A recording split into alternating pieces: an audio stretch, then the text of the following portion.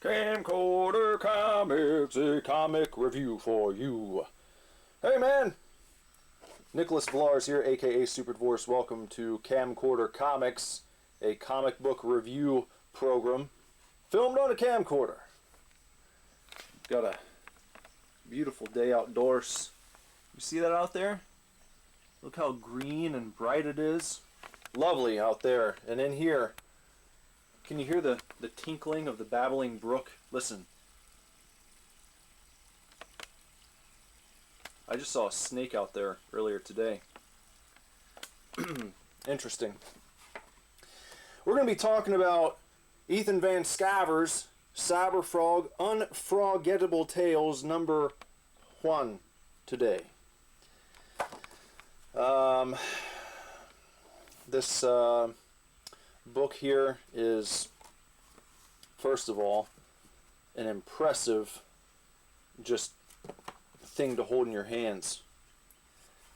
As nice as the Cyberfrog Blood Honey book is, and as cool as the chromium cover is on that one, I think I prefer this actually to the Cyberfrog book as far as the way that it is produced. The product you're holding in your hand when you pick this up, it's got this really sturdy stock. Listen to that. When I just kind of pump, it makes like a pump. It's nice and beefy. It feels sturdy, very sturdy indeed. And it's also got this textured, ribbed fucking finish on the cover. And then on the back, it is fairly reflective, but it's not the same type of finish that's used on the Blood Honey cover. Let me show you a problem with that one. As neat as this is, and as nice as it is to see yourself represented in your issue of Cyberfrog, look, I can see myself right in the page of this book that I opened it up to. This is nice, but it seems to scratch quite easily, and I don't think you can really make out the scratches. I don't think you can really see that very well through the old school camcorder. If I had my phone, if you were seeing this on like a 4K resolution video, then you'd be able to see there are a lot of little nicks and scratches that seem to just multiply anytime you hold it in your hands. No matter how careful you are. It's not like I'm throwing this thing around my room. It's just from reading it, setting it down, it seems like something as simple as moving it across your desk will get these little micro scratches in this, whatever the finish is called, in the mirror finish, if you will. Also, as I was saying, this is neat, the chromium, but it doesn't sit just flush. It kind of bubbles up like that a little bit. I still love it. It's fantastic. Love the way it looks. But for my money, if I had to choose between these two, I like this one better. It feels sturdier. It doesn't bubble up like this one does. And then you get that cool shine on the back, a semi-reflection.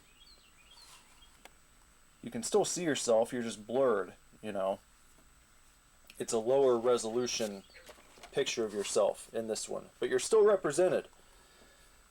You just have to squint when you're looking at yourself. And this is textured back here. This all caps logo is kind of raised up.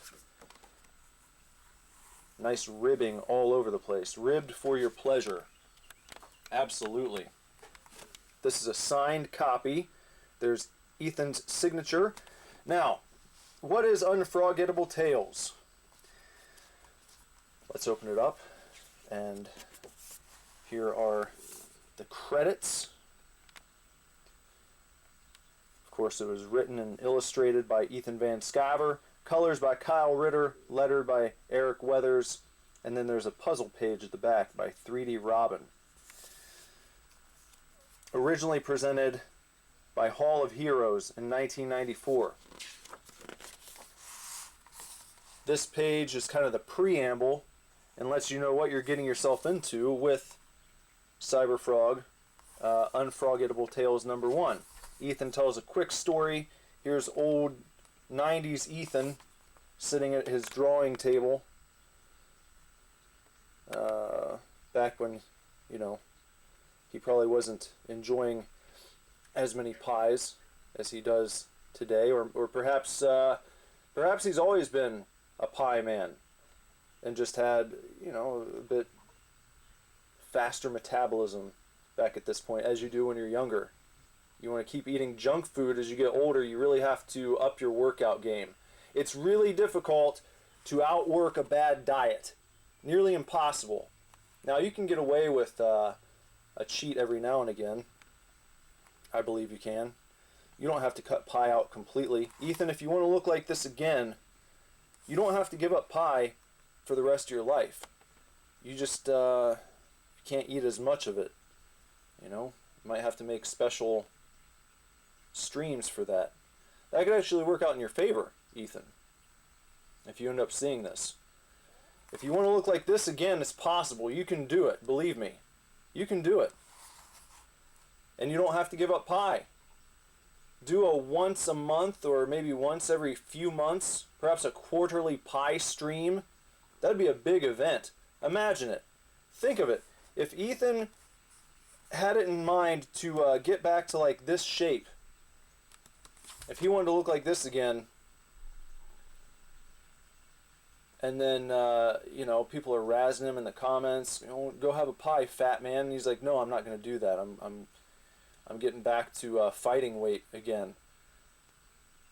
Imagine the views on the pie stream, on the quarterly pie stream. It'd be huge. It'd be big numbers, I think. Big business. Anyway, Ethan talks about the history of Cyberfrog, how back in 1993, at the age of 19, he picked up a pen and sheet of Xerox paper and began drawing what was to become Cyberfrog. He was just making these Cyberfrog comics basically for his own amusement, for the amusement of his family and his girlfriend at the time, and, you know, just discusses the content that you will find in this book, full of nihilism, in-jokes, violence, very 90s indie comic book fare. And in this story, this is before some of the story elements that you've probably come to know about Cyberfrog were even introduced. So Cyberfrog, you know, was in his infancy here. The entire backstory and the origin had not been really fleshed out. But he is presenting this in a slightly updated fashion. The original Hall of Heroes release of this book was in black and white, and it was completely lettered by Ethan as well. So it was like a product of his creation, 100%. In this version, in the Unfrogettable Tales, of course, it's been colored by Kyle Ritter, and it has been lettered by Eric Weathers, who you almost certainly know if you're familiar with Comicsgate. He seems to letter just about everything. So, what happens in Unfrogettable Tales, and what are the interesting things about it? Well, it starts off with this gang called Traffic, and they're roughing this nerd up out in the streets, in the rainy streets at night. And here's your first glimpse of just a piece of Cyberfrog. This is like his shoulder ball, whatever you want to call that, his shoulder armor. The reflection from perhaps a street light or the moon bouncing off just nice. And he's kind of right into the action immediately. You see him grab this meat hook, and then he dives down from the top of this building, and all the bad guys in this gang called Traffic are dealt with handily. And then the old nerdy guy is kind of bemused looking He doesn't seem too startled or shaken up by what happened. He's thanks.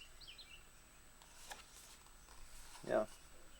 He's kind of confused, it says, but a grateful rescuee. And here's the first nice full-page shot of Cyberfrog. And it looks really neat, colored in. If you want to see what the original looks like, I can do that for you real quick.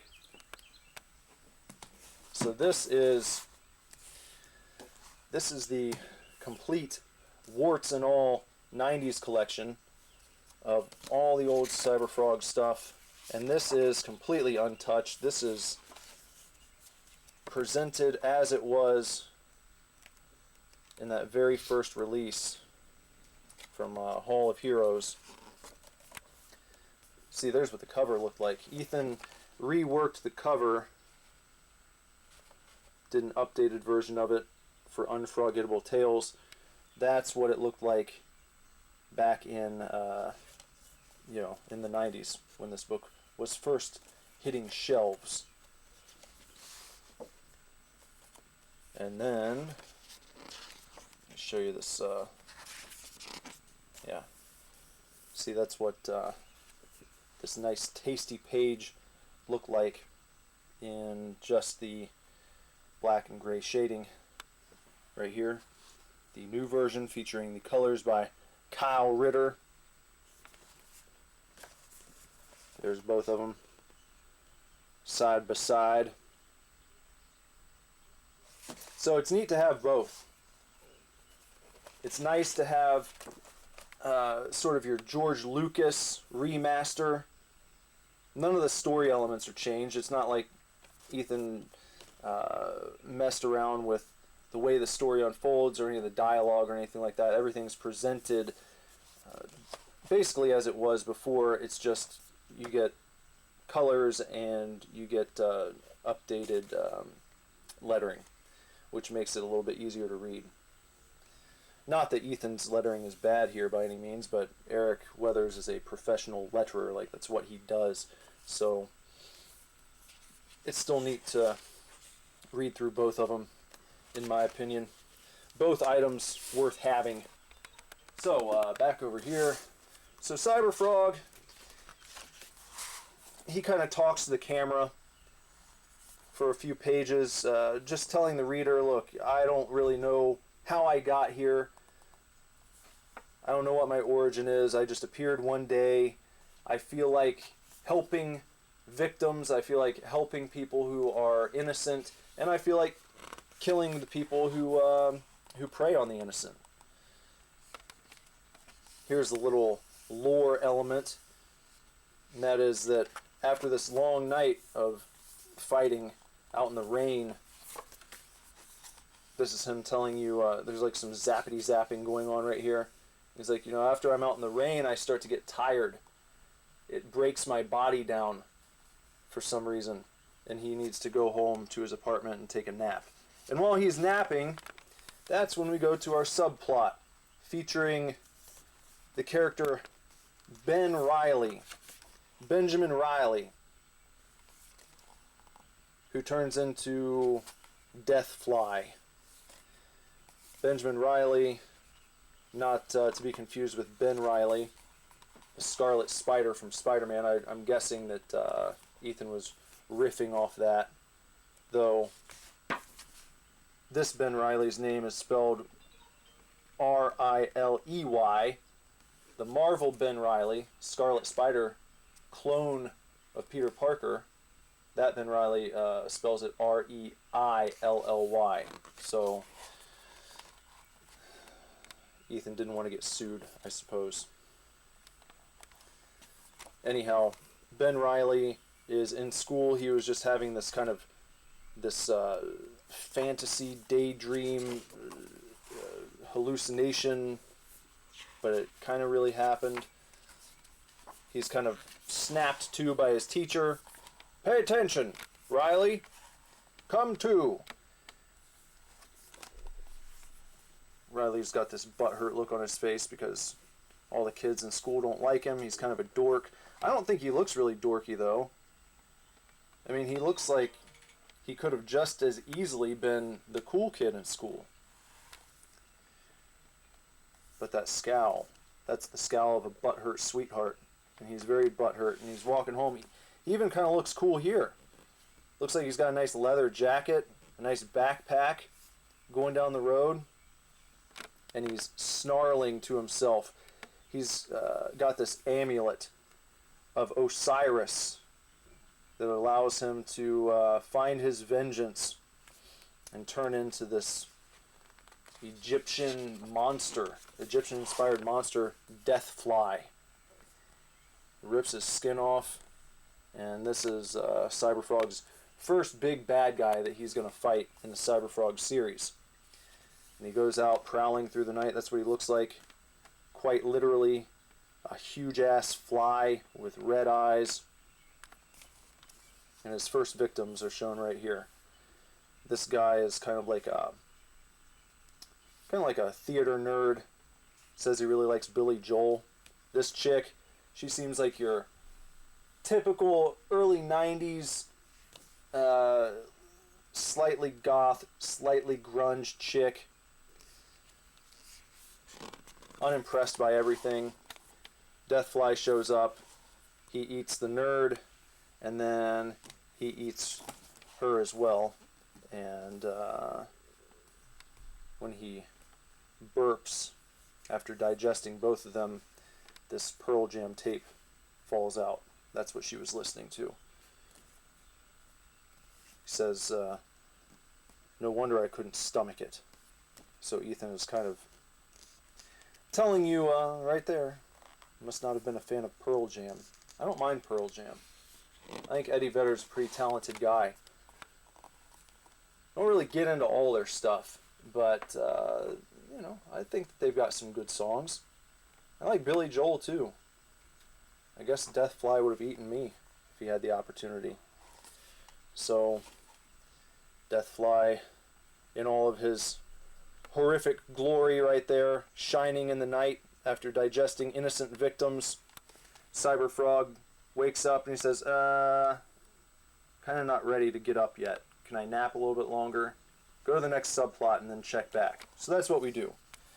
And at the police station, they're talking about, you know, these murders that are taking place all over the city. They seem to find bad guys murdered, and they also seem to be finding innocent people murdered. Are they connected?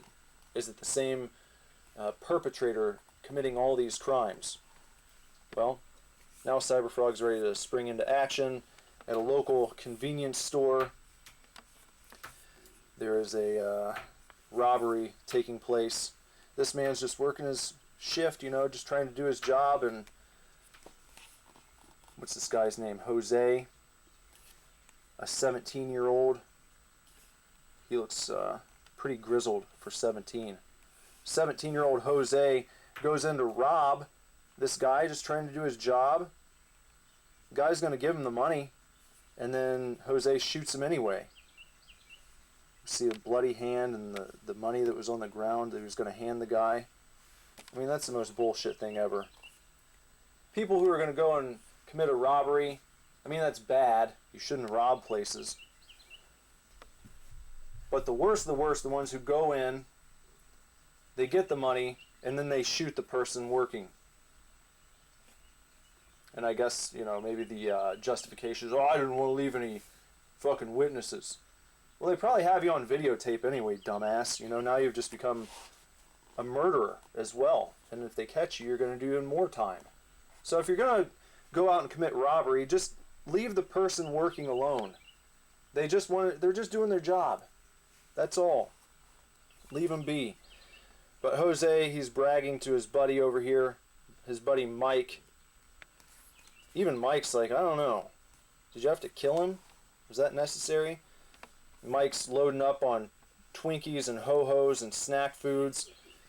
And then he is ripped from the panel and crashed right through the glass panel of this door into one of the coolers. And we assume he's dead I mean, his neck's probably getting all sliced up by this glass where his head was just put through. I mean, his weight's coming down fully on top of it, so you don't see the blood dripping. I don't know if that was maybe too extreme, if they would have shown that, if Ethan would have drawn like a big pool of blood right here, but that's what my mind is filling in. Maybe this is right when it happened. So you imagine what happens next is the guy's all cut up. Obviously, you're not gonna do very well after that, you know. So then Jose takes off running. Cyberfrog chases after him, wraps his tongue around Jose's head right here, and then what happens is his head explodes. Boom! Well, how did that happen? This is a sort of maneuver that Cyberfrog pulls. When he wrapped his tongue around Jose's head, around 17-year-old Jose's head, he implanted a like a tiny little circuit that detonates after so many seconds. And that's what happened, and that guy's taken care of. And the streets are just a little bit cleaner than they were a few minutes prior. And he holds up both arms as if a field goal has just been made. It's good, extra point!